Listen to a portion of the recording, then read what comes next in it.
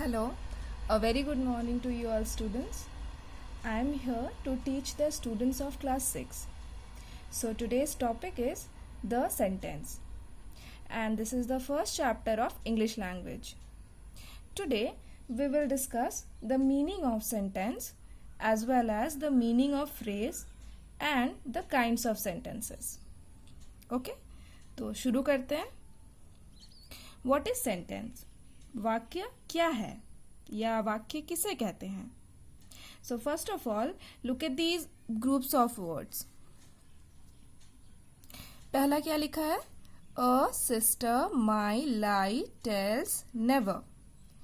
दूसरा है A beautiful is very she girl. है ना? अब देखिए क्या इन ग्रुप्स ऑफ वर्ड्स का कोई मीनिंग निकल रहा है? कोई सेंस है? नहीं है, है ना? अब आगे देखिए, जब हमने इन सेम वर्ड्स को एक प्रॉपर ऑर्डर में अरेंज किया, ठीक है ना? जब हमने इन सेम वर्ड्स को एक प्रॉपर ऑर्डर में अरेंज किया तो ये क्या बना? पहला देखिए, My sister never tells a lie. मेरी बहन कभी झूठ नहीं बोलती है. और दूसरा, She is a very beautiful girl. वो एक बहुत सुंदर लड़की है. ठीक है? इसका मतलब जब हमने इन सेम वर्ड्स को एक प्रॉपर ऑर्डर में अरेंज किया तो इसका एक मीनिंग, कंप्लीट मीनिंग निकला और ये एक मीनिंगफुल सेंटेंस बन गया. समझ पा रहे हो? सो अगर आपसे कोई पूछे व्हाट इज सेंटेंस तो आप बोलोगे a group of words that has a complete sense or meaning is called a sentence. मतलब शब्दों का एक ऐसा समूह जिसका एक पूर्ण अर्थ हो वाक्य कहलाता है. ध्यान रखिएगा, कंप्लीट मीनिंग होना चाहिए. ठीक है? तो अब आगे सेंटेंस रिलेटेड कुछ बातें हैं, कुछ पॉइंट्स हैं जो आपको याद रखनी होंगी.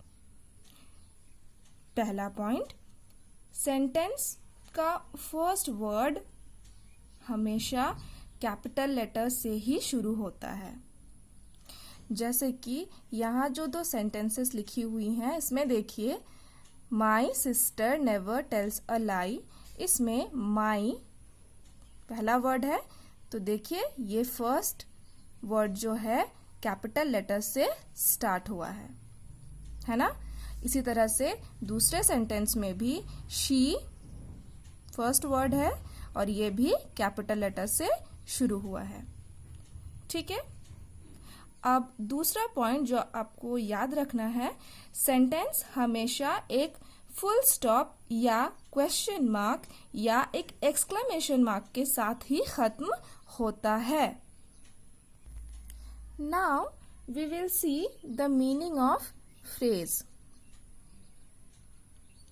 यहाँ देखिए कुछ ग्रुप्स ऑफ वर्ड्स दिए हुए हैं, जैसे in the school, outside the office, in the train. है ना? क्या मतलब है इसका? इन द स्कूल, स्कूल में, आउटसाइड द ऑफिस, ऑफिस के बाहर, इन द ट्रेन, रेलगाड़ी में. ठीक है ना?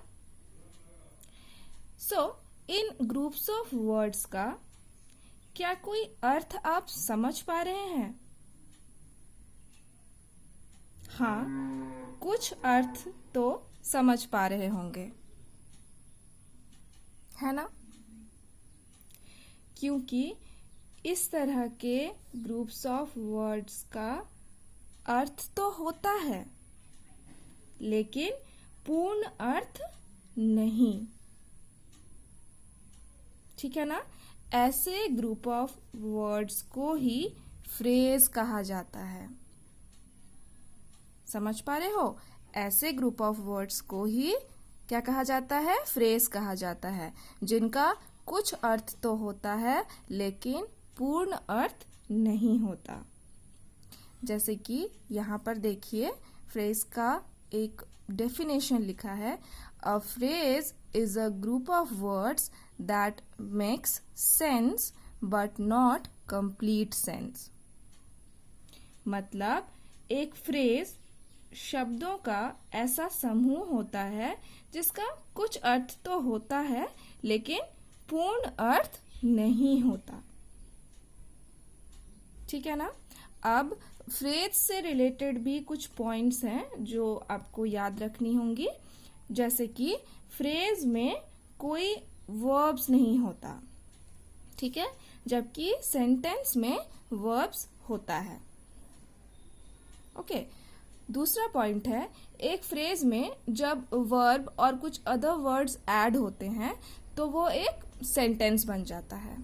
Okay. So after knowing the meaning of sentence and phrase, now we are moving towards the kinds of sentences.